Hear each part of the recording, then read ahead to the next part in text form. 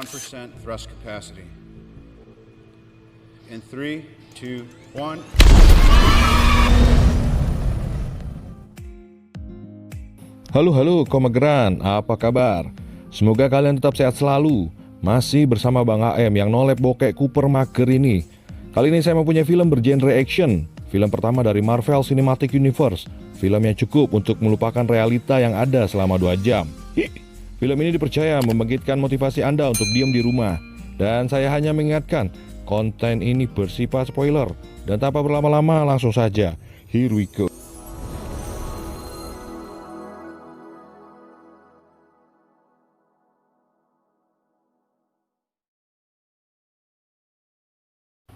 Iron Man. Kisah diawali dengan rombongan konvoi 5 kendaraan lapis baja milik United States of America yang sedang meluncur di daerah kawasan Kunar, Afghanistan.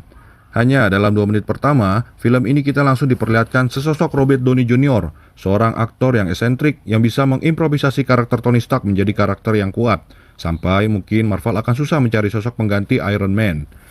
Tony terlihat dengan segelas minuman keras yang dipegang. Dia berada di dalam kendaraan lapis baja di situasi jalan yang berbahaya dengan percakapan yang nyeleneh dan goda-godain tentara cewek yang duduk di depan.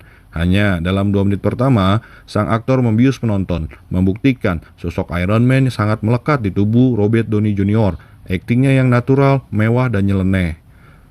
Lalu di tengah rombongan konvoi tersebut, tiba-tiba konvoi tersebut diserang mendadak oleh sekelompok militan. Tanpa satupun tentara yang selamat, Tony Stark lalu berlari keluar mobil lapis baja dan hendak melakukan layanan Go Ride. Dan sebuah roket yang bertuliskan Stark Industries langsung meledak di dekat Tony. Tony Stark langsung tersadarkan diri dan scene berpindah ke lokasi penawanan Tony Stark di sebuah wilayah yang antah berantah dengan didampingi beberapa teroris dengan senjata di tangan dan video recorder di depan. Lalu adegan berpindah ke Las Vegas, ke waktu 36 jam sebelum peristiwa itu terjadi. Di sini kita diperlihatkan sejarah singkat Tony Stark dan Stark Industries. Anak dari Howard Stark yang menarik perhatian karena kecerdasan otaknya. Di usia 4 tahun menjadi tukang servis. Di usia 6 tahun membuat mesin. Dan umur 17 tahun lulus cum laude dari MIT. Kepanjangan dari Massachusetts Institute Teknologi. Masih di dalam tampilan slide, sebuah koran lama tanggal 17 Desember tahun 91 memperlihatkan ayah dan ibunya meninggal dikarenakan tragedi kecelakaan mobil. Kemudian, sahabat ayah Tony, Obadiah Stane, yang diperankan oleh Jeff Bridges, yang kelak akan menjadi Ironmonger, masuk mengisi kekosongan yang ditinggalkan penemu legendaris itu. Lalu bekerja sama dengan Tony Stark yang usianya kali itu 21 tahun, untuk bersama-sama membangun Stark Industries. Perusahaan Tony ini menciptakan senjata canggih, robot-robot mutakhir, satelit militer, dan kue klepon. Dan pada malam penghargaan militer tersebut, yang dihadiri berbagai kalangan elit di Amerika, nampaknya ada yang salah dalam pemilihan lokasi. Dan benar saja, di saat penyerahan penghargaan, to Mr. Tony Stark. Tony?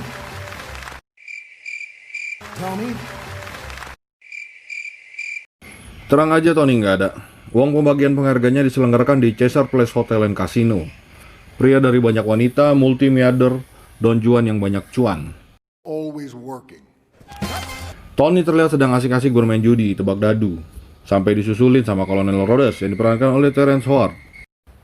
Adegan berlanjut, Tony Stark dan beberapa pengawalnya yang hendak meninggalkan lokasi hotel dihadang seorang wanita bernama Kristen Everhart, seorang jurnalis dari Vanity Fair yang diperankan oleh Leslie Bibb. Memberikan banyak pertanyaan yang secara cepat dijawab oleh Tony Stark, sampai pada pertanyaan terakhir nih guys. Have you ever lost 1 hour from your sleep?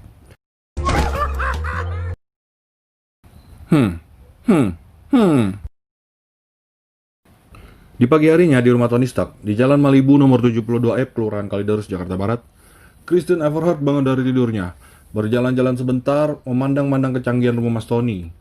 Lalu dikejutkan oleh asisten Mas Tony. Siapa lagi kalau bukan Nona Pepper Potts, yang diperankan oleh, susah namanya nih guys, Gwyneth Kate Paltrow. Nona Potts mengusir halus dengan menyetrika bajunya dan memanggil taksi online untuk Kristen Hart. Tak lama dari itu, tampaknya Pak Tony sedang sibuk menservis mobil Ford Flathead Roadster, atau yang biasa disebut juga dengan Hot Rod buatan tahun 1932, dengan dibantu oleh Jarvis, perangkat kecerdasan buatan. Scene berlanjut dengan adegan Nona Potts mengingatkan Tony Stark bahwa seharusnya dia sudah berada di sebalik bumi saat ini, dengan pesawat pribadinya yang diharuskan take off beberapa jam yang lalu. Namun, Dijawab Tony Stark dengan cuek dan santai sambil meneruskan mengotak-atik mobilnya. Setelah itu adegan berpindah. Sedikit balapan antara bodyguard setia Tony yang memakai Rolls-Royce Phantom dengan Mas Tony dengan audio R8-nya menuju bandara. Di sana telah menunggu Kolonel Rhodes sambil cembetut. Adegan berpindah di atas langit, di dalam pesawat, di bawah bulu jemari pramugari yang nampak sedang mengantarkan snack and drink. Sang kolonel rupanya masih ngambek. Sepanjang film ini kita diperlihatkan aksi-aksi kocak Terrence Howard sebagai Kolonel Rhodes, tapi bukannya yang bertema body shaming ya. We're not drinking, we're working right now. What I'm talking about when I get up in the morning. Setelah mendarat, Tony Stark disambut oleh beberapa prajurit beserta jenderal lapangan. Dikarenakan kehadirannya yang sangat penting dalam rangka presentasi senjata dari Stark Industry. Di saat presentasi, lagi-lagi Robert Downey Jr. mengimprov skripnya dengan berkata, lebih baik ditakuti atau dihormati. Berlebihankah jika minta keduanya? Kata Tony. Kemudian aset paling berharga dari Stark Industry, senjata terbaik itu pun diluncurkan. Senjata tersebut bernama senjata Jericho. The Jericho.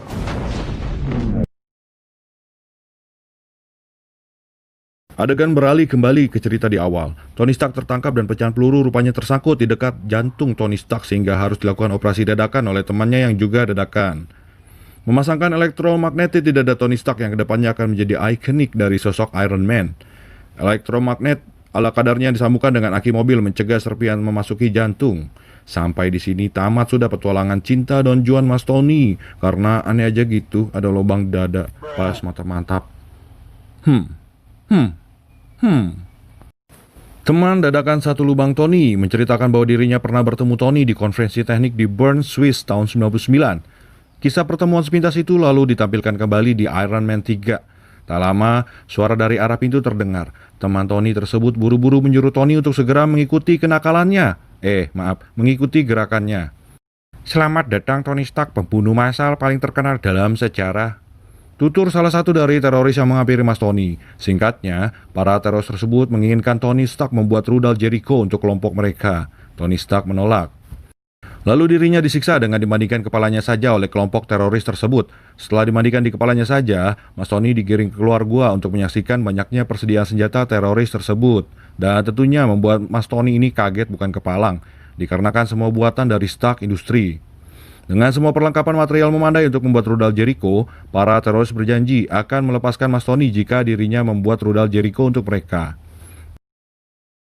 Akhirnya, Mas Tony mulai melakukan sesuatu, namun bukan untuk membuat ataupun membantu, namun untuk menipu para teroris. Dibantu dengan teman dadakannya yang belakangan dikenal dengan nama Ho Yinsen yang berasal dari Gulmira. Pertama-tama, Tony Stark CS mencopot material berupa palladium dari beberapa roket. Kemudian Mas Tony membuat reaktor mini berdaya 3 gigawatts untuk menggantikan elektromagnet yang tersambung ke dada Tony. Cukup untuk menjauhkan serpihan dari jantungnya dan cukup untuk menjalankannya selama 50 tahun. Rencana kedua, Tony memperlihatkan kepada Yinsen rancangan robot atau baju besi yang lagi-lagi diadakan dibuat Tony. Rancangan Iron Man pertama gunanya untuk meloloskan diri dari para teroris yang selanjutnya dikenal dengan nama kelompok teroris 10 cincin. Adegan kembali dilanjutkan dengan ancaman dari pimpinan kelompok untuk menyelesaikan rudal Jericho terhitung sampai besok. Kemudian Tony Stark dengan tekad yang kuat sekali menyelesaikan baju besi tersebut dan menerobos barisan serdadu-serdadu kelompok militan tersebut untuk meloloskan diri. Namun sayangnya, teman satu lubang Mas Tony, Bapak Yinsen tewas tertembak oleh kelompok militan tersebut. Dikarenakan Yinsen mencoba mengulur waktu dengan merobos duluan sebelum Tony Stark. Sebelum Tony Stark kabur dengan jetpacknya, dia menghancurkan semua senjata ciptaan Stark Industry agar tidak lagi digunakan untuk kepentingan yang salah. Tak lama, Tony Stark berjalan sendirian di tengah-tengah gurun. Dan datanglah bala bantuan. Kemudian Mas Tony dipulangkan segera dengan pesawat Hercules dengan nomor registrasi ED70025 ke lapangan udara Halim Perdana Kusuma. Sesampainya di sana, Nona Potts beserta supir sekaligus ajudan Tony telah menunggunya dengan perasaan yang was-was. Nona Pepper lantas menyuruh Tony untuk pergi ke rumah sakit. Namun Tony Stark tidak mau. Dia hanya ingin dua hal. Yang pertama ialah burger keju dan konferensi pers. Disambut oleh koleganya Obadiah Stane, terburu-buru makan burger keju sambil jalan, Tony mendatangi tempat konferensi pers. Dibarengi dengan Nona Pepper Potts yang tanpa sengaja bertemu dengan Phil Coulson, seorang agen dari divisi S.H.I.E.L.D. Ormasnya Avenger nih guys. Sambil kangen-kangenan sama burger keju, Mas Tony memulai konferensi persnya. Semua orang di sana termasuk Obadiah Stane, salah satu komisarisnya pun nampak tidak mengetahui tujuan dari konferensi pers yang diinginkan oleh Tony. Di saat itulah Tony Stark menegaskan dia dapat memberikan sesuatu yang lebih daripada meledakkan sesuatu. Tujuan konferensi pers adalah menutup divisi pabrik senjata dari perusahaan Stark Industry milik Tony Stark. Pernyataan Tony Stark membuat semua orang terkaget-kaget, tidak sama sekali mengira. Tony Stark sadar bahwa senjata-senjata dari Stark Industry banyak sekali membunuh orang yang tidak bersalah.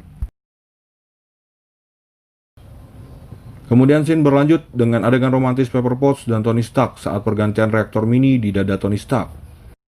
Tony Stark sadar bahwa dia hanya memiliki satu orang yang tulus kepadanya, yaitu Nona Pepper Potts. Lalu Mas Tony meminta kepada Nona Potts untuk menghancurkan reaktor nuklir yang lama dikarenakan Mas Tony nggak suka CLBK. Tony lalu pergi ke pangkalan udara militer untuk menemui Kolonel Rhodes dan mengajaknya bekerja sama untuk membuat baju besi Iron Man. Namun, secara halus ditolak oleh Kolonel Rhodes. Kemudian scene berlanjut di tahap uji coba pertama rangka kostum besi Iron Man. Hal pertama yang dicoba adalah kapasitas dorong yang membuatnya stabil dalam hal melayang ataupun terbang. Dengan 10% tenaganya, ternyata masih overpower. Berakit-rakit ke hulu, Thanos kemudian bang. Setelah beberapa hari, pada akhirnya baju Iron Man berhasil dibuat dengan material berupa emas dan titan yang diambil dari satelit militer. Material tersebut membuat daya tahan yang kuat serta bobot baju besi Iron Man menjadi ringan. Tibalah Iron Man memulai first flight-nya. Hal pertama itu pun terbilang sukses sambil terbang keliling kota. Lalu, Tony Stark penasaran untuk menguji berapa maksimum tinggi yang bisa dicapai baju Iron Man tersebut. Dan tiba-tiba, Iron Man membeku di atas langit 40.000 kaki dari permukaan dengan suhu minus 30 derajat. Jarvis pun shutdown. Bersyukurnya, Jarvis aktif kembali sebelum Iron Man menyentuh tanah dan melanjutkan terbang kembali pulang ke rumahnya di Kalideres. Walaupun pendaratannya sedikit tidak mulus, yang menyebabkan piano dan mobil Shelby Cobra-nya hancur, Tony Stark puas dengan uji terbang pertama yang sukses. Sambil menonton berita di TV, Tony Stark menugaskan Jarvis untuk membenting custom Iron Man-nya seperti mobil hot rod. Kemudian, Tony Stark yang tak diundang di dalam acaranya sendiri, rupanya mempunyai waktu yang luang untuk memaksa menghadiri acara tersebut. Dengan mobil favoritnya Tony datang ke acara red carpet tersebut, diawali dengan mencolek Stan Lee dan menyapa Obadiah Stane. Tony lalu bertemu dengan agen Coulson dari divisi S.H.I.E.L.D. Tampak bersama dari jauh terlihat Nona Pepper Potts yang terlihat sangat cantik di malam itu. Tony Stark lalu mengajak Pepper Potts untuk dansa dengannya. Sambil dansa, si botuna ini menggoda-goda Nona Potts dan dilanjutkan berbincang-bincang di atas gedung. Nona Potts menjelaskan bahwa dirinya agak insecure karena dosa lama Tony Stark yang menjadi playboy. Bisa dipetik pelajaran nih guys, bahwa playboy susah cari jodoh yang baik-baik. Tak lama dari itu, Mas Tony memesan minuman untuk mencairkan suasana. Dan dia bertemu dengan Kristen Everhart yang menjelaskan bukti foto bahwa di kota yang bernama Gulmira ditemukan senjata dari Stark Industry. Sedikit catatan, kota Gulmira adalah kampung halaman dari Ho Yen Sen, teman satu lubang Tony yang tewas tertembak di dalam gua. Kondisi mengenaskan di kota Gulmira juga dipertegas ribuan warga mengungsi. Tony Stark melihat beritanya di TV sambil serius mempersiapkan kostum Iron Man. Dan terbanglah Iron Man menuju kota Gulmira, menyelamatkan warga dan langsung memukul mundur pasukan kelompok 10 cincin. Tujuan Iron Man hanyalah untuk menghancurkan senjata Stark Industry yang digunakan teroris. Setelah berhasil melakukan misinya, Iron Man bergegas terbang kembali pulang, namun dijegat oleh 2 jet tempur F-22 Raptor. Iron Man terdeteksi oleh Edward Air Force Base sebagai objek tak dikenal. Kolonel Rhodes dari unit pengembangan senjata pun dipanggil. Di sini diperlihatkan adegan matang guys, aksi kejar-kejaran antara Iron Man versus F-22 Raptor yang sangat memanjakan para fans boy-nya Iron Man. Sang kolonel rupanya sudah curiga bahwa itu adalah Tony Stark. Sempat berbohong saat ditelepon. Akhirnya Mas Tony mengaku bahwa itu adalah dia, sang Iron Man yang kebelet pipis. Adegan berpindah lagi ke komplotan 10 cincin yang telah menyelesaikan perakitan ulang baju Iron Man pertama yang dibuat Tony Stark di dalam gua. 4 buah kendaraan memasuki markas mereka dan ternyata itu adalah jeng jeng jeng. Obadiah Stane, selama ini beliaulah yang menyuplai senjata dari Stark Industry untuk kelompok 10 cincin. Musuh dalam selimut, serigala berbulu domba menggunting dalam lipatan, kambing. Obadiah Stane lalu menugaskan anak buahnya untuk menghabiskan seluruh komplotan 10 cincin yang ada di situ.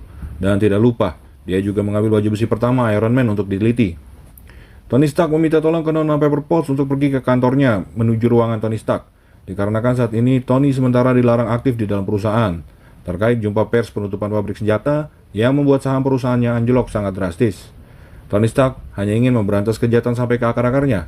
Ia ingin mengetahui rahasia perusahaan dalam jual beli senjata kepada teroris. Untuk itulah ia meminta bantuan Nona Potts menyalin seluruh data rahasia di perusahaan. Awalnya Nona Potts menolak, dia khawatir terhadap keselamatan Tony Stark. Tony Stark lantas meyakinkan Nona Potts bahwa saat ini dia tidak gila. Tony Stark sadar apa yang harus dia lakukan. Menurut hati nuraninya ini adalah tindakan yang benar. Scene berikutnya, di dalam ruangan Nona Pepperspot berhasil meretas semua data dan menyalinnya. Tak diduga, Obadiah Stane muncul di saat adegan tersebut berlangsung dan hampir saja ketahuan olehnya. Berpura-pura seolah tidak terjadi apa-apa, berbincang-bincang sebentar lalu Nona Potts bergegas pergi. Namun aksinya tercium oleh Obadiah Stane setelah melihat komputer yang berhasil menyalin data rahasia. Untungnya, Nona Potts sudah jauh meninggalkannya dan lebih untungnya dia bertemu dengan agen Coulson. Sambil ketakutan dia mengajak agen S.H.I.E.L.D. itu untuk cepat-cepat pergi bersamanya. Dikarenakan ketahuan, Obadiah Stane lalu gercep. Dia lantas pergi ke ruangan uji coba reaktor dan memarahi semua ilmuwan yang sedang bekerja. Ia ingin membuat reaktor yang sebesar gedung 2 lantai itu diperkecil seperti reaktor yang ada di dada Tony Stark. Para ilmuwan dengan fasilitas lengkap di sana tak kunjung berhasil membuatnya. Obadiah lantas membandingkan mereka dengan Tony yang berada di gua dengan sekotak barang sisa dengan mudahnya membuat. Dia akhirnya sadar hanya Tony Stark yang bisa dan para ilmuwan Stane tidak sanggup menduplikasi reaktor mini seperti Tony Stark sehingga rencana jahat pun muncul. Malamnya, Tony Stark yang sedang asik santai di rumahnya dikejutkan oleh Obadiah. Obadiah menyergap Stark dan menjamret reaktor di dada Tony. Beruntung reaktor lama yang dibuat sewaktu di gua tidak jadi dibakar oleh Nona Potts. Tony Stark yang begitu kepayahan berusaha untuk mengambilnya. Dengan dibantu Jarvis, ia berhasil mengambilnya. Scene berlanjut ke pertempuran terakhir. Tony Stark bertanya di mana Pepper Potts kepada Kolonel Rhodes yang kebetulan mampir ke rumahnya. Kolonel memberikan keterangan bahwa Nona Potts sedang bersama 5 agen untuk menangkap Obadiah Stane. Namun itu tidak cukup, kata Tony Stark. Ternyata sang kolonel salah guys. Nona Pepper ternyata bersama 6 agen. Pertarungan Iron Man dan Stane diawali dengan menyebabkan kericuhan di jalan raya. Dilanjutkan dengan adegan Iron Man yang mengajak terbang setinggi-tingginya ke langit. Mengingat scene di awal pembuatan Iron Man, Obadiah dengan Iron Mongernya membeku di titik yang pernah dialami Tony sebelumnya. Stane pun jatuh ke tanah. Tony Stark terkejut ketika kembali mendarat. Obadiah Stane dengan Iron Man Mongernya rupanya masih bertahan. Iron Man yang tenaganya hampir habis berusaha bersembunyi sebelum menyerang. Di puncak gedung Stark Industry, Stark menginstruksikan Pepper Potts membebani reaktor besar agar dapat meledak, memberi daya maksimum, melepaskan gelombang listrik besar, mengakibatkan Stane pada akhirnya dapat dikalahkan. Di akhir kisah, konferensi pers, agen Coulson menginstruksikan Stark untuk menyembunyikan identitasnya. Tapi di saat konferensi, Tony Stark mengakui bahwa dia adalah Iron Man. Film pun berakhir.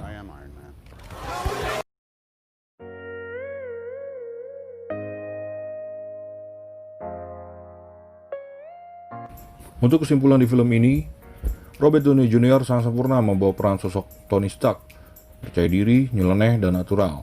Ya betul, film ini yang tidak dibuat secara skenario tapi sebagian besar adalah improvisasi. Menurut pencipta komik Iron Man, Bapak Stan Lee, yang sedikit tampil di salah satu adegan, Tony Stark didasarkan dari karakter Raja Howard Hughes. Dia merupakan seorang penemu, petualang, pelopor penerbangan, dan sutradara film yang kaya. Tentunya digilai banyak wanita.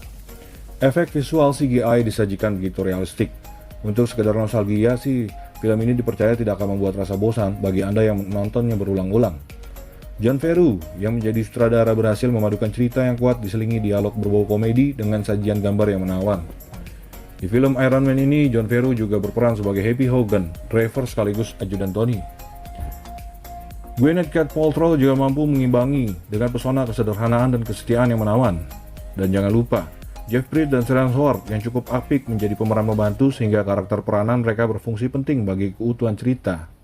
Awalnya, Iron Man akan dibintangi oleh Tom Cruise. Ia menolak dikarenakan tidak menyukai naskah yang dibuat. Pakaian Iron Man ini sepertinya akan menjadi kenyataan. Lockheed Martin adalah salah satu dari sekian perusahaan yang mengembangkan proyek rangka luar, atau bisa disebut juga exoskeleton yang mengingatkan pada pakaian Iron Man. Butuh hampir belasan tahun untuk membuat film Iron Man ini. Film ini telah dikembangkan sejak tahun 1990 di berbagai studio. Dan sampai di sini perjumpaan kita. Semoga semua bisa terhibur. Mohon maaf banyak kesalahan. Saya pamit undur diri. Have a nice day and bye-bye.